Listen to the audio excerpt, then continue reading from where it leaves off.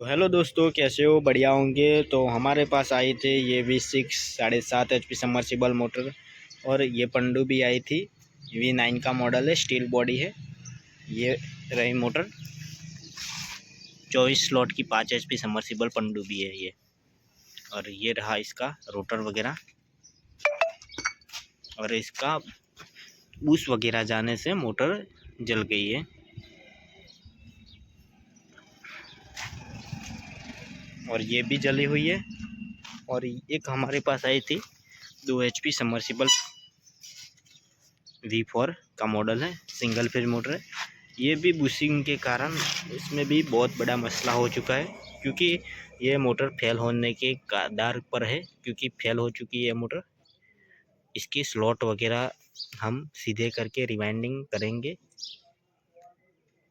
ये देखो, इसके बुश के कारण पूरा रोटर, देखो पूरा रोटर का कलर चेंज हो चुका है। ये बेयरिंग भी चली गई है। ये देखो, बेयरिंग भी बहुत ज़्यादा घिस चुकी है। और इसके स्लॉट पूरे गुम हो चुके हैं, यानी कि घूम घूम गए पूरे स्लॉट। ये देखो, ये किसकी गलती किसकी भी नहीं है।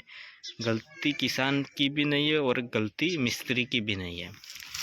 गलती है, अब किसको गलती बोले, पर इसकी मोटर अब रिवाइंडिंग होने को बहुत टाइम लगेगा, क्योंकि इसके स्लॉट सीधे करेंगे तो फिर घूम जाएंगे, क्योंकि घूमने के कगार पे आए ही जाएंगे। क्यों घूम जाएंगे?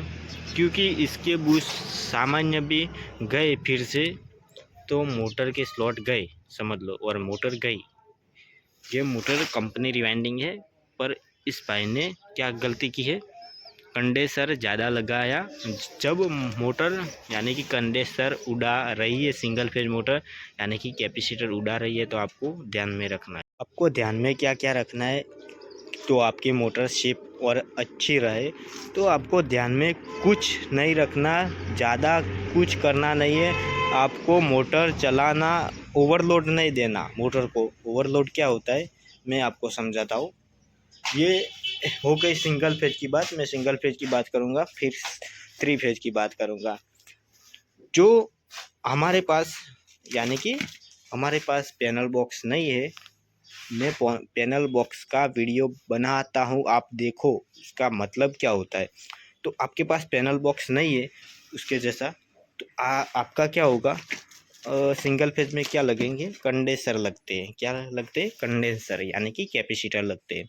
तो उसमें हम, हमारा लोड वगैरह ज़्यादा लेगा, तो हमारी सप्लाई डायरेक्ट होगी, यानी कि ये हमारे मोटर का केबल डायरेक्ट जोड़ दिया और 2 फेज चला दी और मोटर चल गई।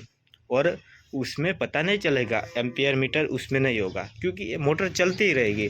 पर जब हमारा वायर गर्म करने लगे, और वायर गर्म करना लगे, तो भी किसान को कोई फिक्र ही नहीं होती। यानी कि कंडेंसर फिर क्या होता है, वायर गर्म करते करते कंडेंसर उड़ा देता है, यानी कि कंडेंसर ब्लास्ट हो जाता है। देख, आप काफ़ी सारा देखा होगा मिस्त्री भाई और किसान भाई ने, तो कंडेंसर ब्लास्ट होकर फूट जाता है। पर फिर क्या क्या करते, पानी कम देने लगती है मोटर, मोटर के बूझ जाना लगते हैं ना, तो मोटर क्या करती है, आपको साफ तरीके से मैं समझाता हूँ, क्योंकि आपको पानी पर ध्यान लगाना है। पानी आपका पहले से कम हो चुका है, और वायर बार बार बहुत ज़्यादा गर्म हो रहा है, और यानी कि कैपेसिटर ब्लास्ट हो कर रही है।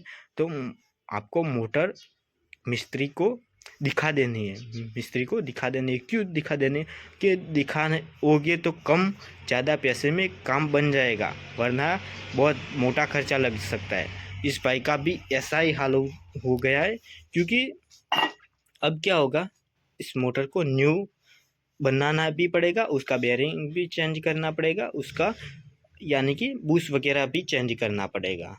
तो आपको थोड़ा भी हो, आपको एम्पियर मीटर और स्टार्टर लगाना ज़रूरी है। मैंने बार बार बोला है कि एम्पियर मीटर और स्टार्टर लगाना ज़रूरी है। तो आपका जो भी फॉल्ट एम्पियर पे आपका ये पैनल बॉक्स नहीं होगा तो आपको कहाँ पे ध्यान ध्यान रखना है, आपको केबल पर और पानी पर ध्यान रखना है। केबल आपका बहुत ज़्यादा पहले से बहुत ज़्यादा गर्म हो रहा है और कैपेसिटर बार बार उड़ा रहा है, तो आपको सिंगल फेज में क्या करना है, मिस्त्री को बता देना है कि हमारी मोटर बहुत ज़्यादा केबल गर्म कर रही है। मिस्त्री आपको बता देगा मोटर के अंदर फॉल्ट है या लाइन के अंदर फॉल्ट है, तो आपको मिस्त्री बता देगा। तो चलो, आपको सिंगल फेज के बारे में पता चल गया और मैं बात करूँगा थ्री फेज के बारे में। तो ज़्यादातर थ्री फेज के मोटर के अंदर पैनल बॉक्स होता है, नहीं होता नहीं, पैनल बॉक्स होता है, क्योंकि उसमें रिस्क बहुत ज़्यादा होता है, इसलिए उसमें पैनल बॉक्स थ्री फेज में होता है। समर्सिबल 5 HP हो, 7 HP हो, 10 HP हो, यानी कि जो भी मोटर हो आपके पास, तो उसमें आपको एम्पियर मीटर लगा हुआ होगा।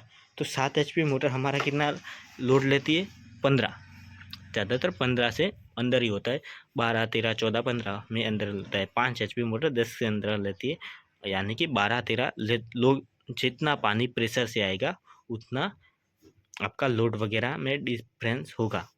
लोड में बहुत ज़्यादा आपको समझना है, क्योंकि लोड में आपको पानी पर भी आपको समझाता है, और यानी कि पानी पर भी आपको लोड समझाता है। हमारा देखो 15 एम्पियर पहले से न्यू मोटर ले रही है, तो आपको समझना है कि हमारी मोटर अब पुरानी हो चुकी है, हमारी मोटर बहुत ज़्यादा केबल गर्म कर दी है, पानी देते देते कम हो जाती है, यानी कि कम देती है और फिर ज़्यादा देती है। तो ये बुश वगैरह जाने का कारण आपको एम्पियर मीटर ही बता देगा। बुश बेरिंग कोई भी हो, मीटर ही बता देगा। क्यों? मीटर और स्टार्टर।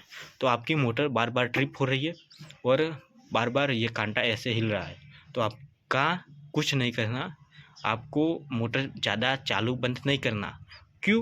क्योंकि आपकी मोटर चालू बंद आप नहीं करेंगे, यानी कि करते रहेंगे, तो आपकी मोटर ज़्यादा खर्चा हो जाएगा और मोटर जल जाएगी और उसका भी खर्चा लग जाएगा और मोटर भी खर्चा लग जाएगा। तो आपको मोटर मिस्त्री को दिखा देनी है, मिस्त्री आपको जो समझा देगा आपको वो करना है। तो समझ में आया? आप किसान देख रही है वीडियो, यानी कि किसान भाई देख रहा है वीडियो और मिस्त्री भाई भी देख रहा है, तो ये दोनों के लिए है। तो आपका बूस्ट वगैरह गया, रोटर फंसा हुआ, यानी कि कोई भी मसला होगा तो ये एम्पियर मीटर बता देगा और ये स्टार्टर ट्रिप मार जाएगा बार बार। समझ में आया? तो चलो, हम उस मोटर का दोनों का वीडियो ब्लॉग आएगा, यानी कि रिवाइंडिंग का आएगा, उस V9 का भी आएगा और ये V6 का भी आएगा। तो चलो, आपको समझ में आ गया होगा तो किस किस का ध्यान रखना ज़रूरी है, तो आपकी मोटर बहुत ज़्यादा सेफली चले और बहुत ज़्यादा नुकसान नहीं आए। तो चलो, मिलते हैं अगले नेक्स्ट वीडियो में, और ये V6 और V9 का वीडियो ज़रूर आएगा। तो चलो, मिलते हैं अगले नेक्स्ट वीडियो में।